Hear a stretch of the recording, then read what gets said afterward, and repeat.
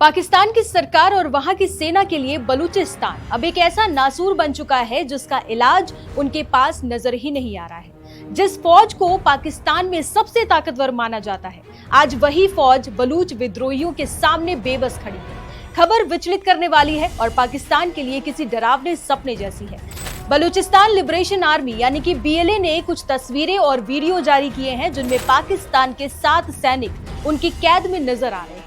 लेकिन कहानी सिर्फ कैद की नहीं है, कहानी है एक डेथ वारंट की। बीएलए ने पाकिस्तान सरकार को महज एक हफ्ते का वक्त दिया है और कहा है कि अगर 7 दिनों के भीतर उनकी शर्तें नहीं मानी गई तो इन 7 जवानों को मौत की सजा दे दी जाएगी। ये 7 जवान इस वक्त मौत और जिंदगी के बीच खड़े हैं और उनकी तकदीर का फैसला करने वाली घड़ी तेजी से भाग रही है। ये पूरी कहानी शुरू हुई बीएलए के एक खास मिशन के साथ, जिसे उन्होंने नाम दिया है ऑपरेशन हेरो फेज 2। इस ऑपरेशन के तहत बलूच विद्रोहियों ने पाकिस्तानी सेना के खिलाफ एक बड़ा और आक्रामक अभियान छेड़ा। बीएलए का दावा है कि इस कार्रवाई के दौरान उन्होंने पाकिस्तानी सेना के कुल 17 जवानों को गिरफ्तार किया था।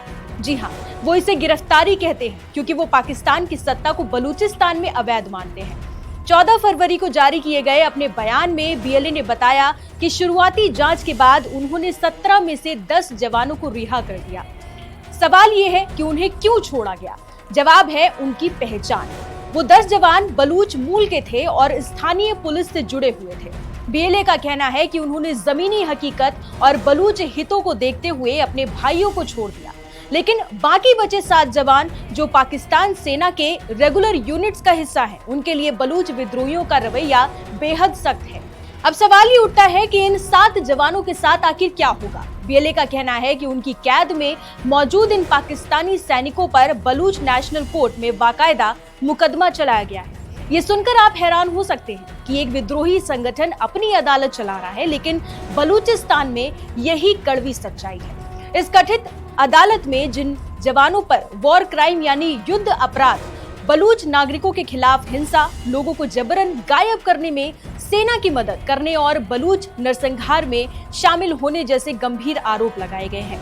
बीएलए का दावा है कि इन जवानों को अपना पक्ष रखने का मौका दिया गया, सबूत पेश किए गए और इनका इकबालिया बयान भी दर्ज किया गया। नतीजा ये निकला कि बलूच नेशनल कोर्ट ने इन सभी को दोषी करार देते हुए मौत की सजा सुना दी। यानी अब ये जवान पाकिस्तान की आधिकारिक न्याय व्यवस्था नहीं बल्कि विद्रोहियों के फरमाने के साए में जी रहे हैं। दूसरी तरफ पाकिस्तान सरकार के सामने अब समय बहुत कम है। बीएलए ने अपनी मांगे मेज पर रख दी हैं। उनका कहना है कि अगर पाकिस्तान अपनी सेना के इन 7 जवानों को जिंदा वापस चाहता है तो उसे अपनी जेलों में बंद बलूच कैदियों को रिहा करना होगा। ये एक प्रिजनर स्वैप की मांग है। बीएलए ने साफ लफ्जों में चेतावनी दी कि ये अल्टीमेटम 14 फरवरी को जारी किया गया था और इसकी मियाद ठीक 7 दिन बाद यानी 21 फरवरी को खत्म हो जाएगी।